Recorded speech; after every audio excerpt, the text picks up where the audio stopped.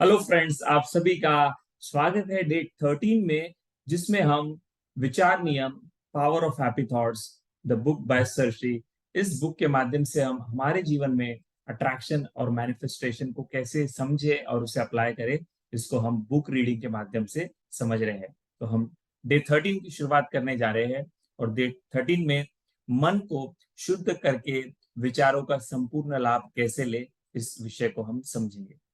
मन हमेशा इच्छाओं से भरा हुआ होता है। एक इच्छा पूरी होते ही दूसरी इच्छा जाग जाती है।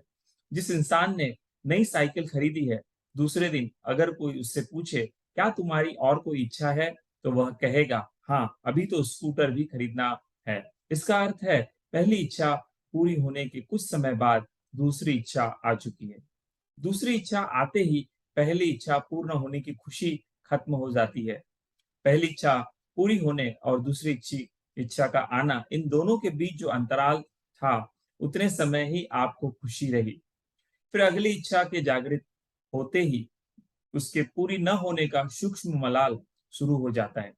नकारात्मक विचार आने पर उनका लाभ भी लिया जा सकता है। जब भी ऐसा हो, लंबी सांस ले, फिर उसे धीरे धीरे छोड़े। ऐसा 3 बार करे। जैसा कि सब जानते हैं, लंबी सांस लेना सेहत के लिए बहुत जरूरी होता है।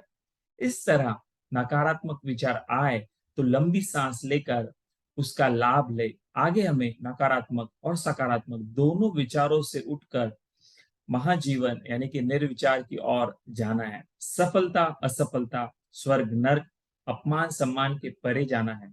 अपने पुराने दृष्टिकोण में बदलाव लाने के लिए मन को प्रशिक्षण देने की जरूरत है। इस प्रशिक्षण के 2 मुख्य कदम हैं। पहला कदम, मन का शुद्धिकरण। मन हमेशा विचारों में उलझा रहता है। वह या तो भविष्य के बारे में सोचता रहता है या भूतकाल में रमण करता है। वह कभी वर्तमान में रहना ही नहीं चाहता। पहले कदम में हमें उसे नकारात्मक विचारों से सकारात्मक विचारों की तरफ लाना चाहिए। जितना हो सके मन से नफरत और द्वेष की भावना निकाल बाहर करें। दूसरों को माफ करना और सहनशीलता के अभ्यास करना चाहिए। मन को सत्य के श्रवण व पठन के जरिए शुद्ध करना चाहिए। जो मन सभी के लिए मंगलकारी विचार रखता है, वह सुमन होता है, शुद्ध होता है और साफ होता है। बिना मन की शुद्धता के अगर विचारों की शक्ति मिल जाए, तो मन नम्र होने की बजाय अहंकारी हो जाता है। इसलिए उसका शुद्ध व साफ होना आवश्यक है। जैसे ही ध्यान का अभ्यास, जो तीसरे खंड के अंत में दिया गया है, होने लगेगा, मन को शुद्ध रखना अति सरल हो जाएगा। शुरू में मन को दया व करुणा से भरना प्रयास सहित होगा।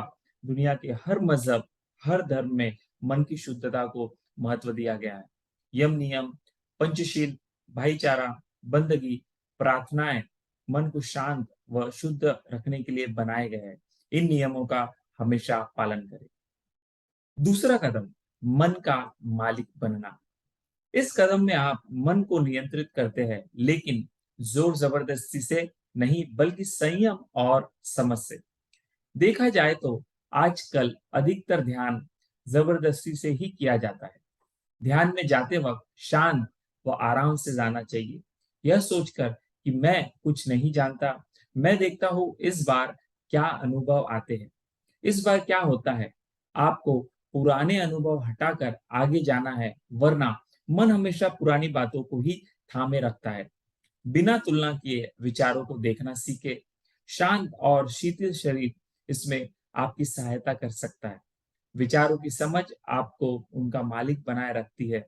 इस पुस्तक में आगे आपको ये ध्यान विधियां समझाकर यदि समझकर यदि अभ्यास करेंगे, तो अपने मन को आप न सिर्फ अ, बुद्धि से समझेंगे, बल्कि अनुभव से भी जान जाएंगे।